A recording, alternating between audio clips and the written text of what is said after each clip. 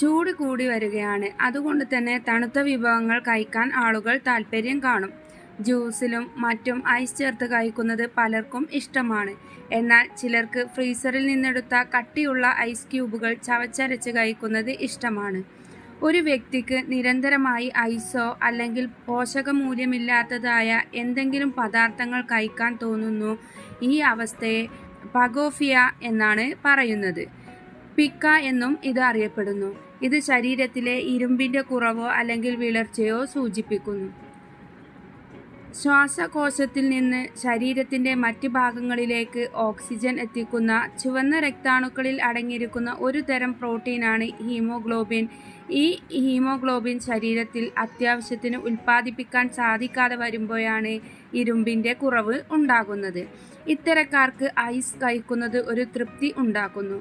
കൂടാതെ ഓർമ്മ, ഉണർവ്, പഠനം, തീരുമാനമെടുക്കൽ, മൾട്ടി ടാസ്ക് ചെയ്യാനുള്ള കഴിവ് എന്നിവ മെച്ചപ്പെടുത്താനും സഹായിക്കും. എന്നാൽ സ്ഥിരമായി ഐസ് ചവയ്ക്കുന്നതിലൂടെ പല്ലിൻ്റെ പൊട്ടൽ ഉണ്ടാക്കുന്നു.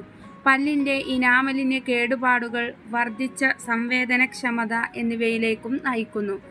ഐസ് പോലെയുള്ളവ കഴിക്കാൻ തക്കവണ്ണമല്ല പല്ലുകൾ രൂപകൽപ്പന ചെയ്തിരിക്കുന്നത്. അതിനാൽ ആവർത്തിച്ചുള്ള സമ്മർദ്ദം പല്ലുകൾക്ക് ദോഷകരമാണ്. എല്ലായ്പ്പോഴും ശരീരത്തിലെ ഇരുമ്പിൻ്റെ കുറവ് മൂലമായിരിക്കില്ല ഐസ് കഴിക്കാൻ തോന്നുക. ചിലർക്ക് അതൊരു രസകരമായ അനുഭവമായിരിക്കാം. ഇത് ശീലമാക്കുന്നത് ആരോഗ്യത്തിന് നല്ലതല്ല. ഭക്ഷണത്തിലൂടെയും ആരോഗ്യ വിദഗ്ധരുടെയും നിർദ്ദേശപ്രകാരം ചില സപ്ലിമെൻറ്റുകൾ കഴിക്കുന്നതിലൂടെയും ഇരുമ്പിൻ്റെ കുറവ് പരിഹരിക്കാൻ സാധിക്കും. കൂടാതെ ഐസിന് പകരമായി അതേ സംവേദനക്ഷമത നൽകുന്ന മറ്റെന്തെങ്കിലും ഭക്ഷ്യവസ്തുക്കൾ ഉപയോഗിക്കാവുന്നതാണ്.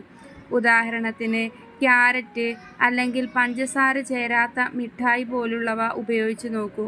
അങ്ങനെ പതുക്കെ ആ ശീലം പൂർണ്ണമായി ഒഴിവാക്കുന്നതാണ് ഉചിതം. തുടർച്ചയായി ഐസിനോട് തോന്നുന്ന താൽപ്പര്യം വിവിധ ആരോഗ്യ പ്രശ്നങ്ങളെയാണ് സൂചിപ്പിക്കുന്നത്.